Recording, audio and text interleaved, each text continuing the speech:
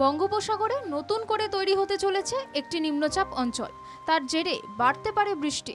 বৃহস্পতিবার নিম্নচাপ তৈরির সম্ভাবনা, যার জেরে ভারী বৃষ্টির পূর্বাভাস দক্ষিণবঙ্গে। বৃষ্টি হলেও আর্দ্রতাজনিত অস্বস্তি কমার সম্ভাবনা নেই।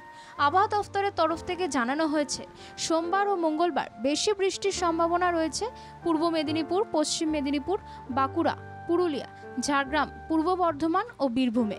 পাশাপাশি বেশ কিছু জেলায় 30 থেকে 40 কিলোমিটার বেগে বইতে পারে ঝোড়ো হাওয়া। বুধবার থেকে বাড়বে বৃষ্টির পরিমাণ। এছাড়া বৃহস্পতিবার এবং শুক্রবার একই সতর্কতা জারি করা হয়েছে হাওড়া, হুগলি, পশ্চিম মেদিনীপুর, ঝাড়গ্রাম, পুরুলিয়া এবং বাঁকুড়ায়। শনিবার বিক্ষিপ্তভাবে ঝড় বৃষ্টির আশঙ্কা রয়েছে বেশ কিছু জেলায়। আগামী রবিবারের জন্য এই জেলাগুলিতে সতর্কতা জারি করা হয়েছে।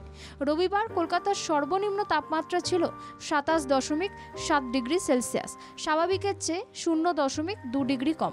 আলিপুর আবহাওয়া দফতরের বার্তায় উত্তরবঙ্গ ভারী থেকে অতি ভারী বৃষ্টির সতর্কতা জারি করা হয়েছে। সোমবার দার্জিলিং, জলপাইগুড়ি, কালিম্পং, আলিপুরদুয়ার, কোচবিহারে ভারী বৃষ্টি চলবে।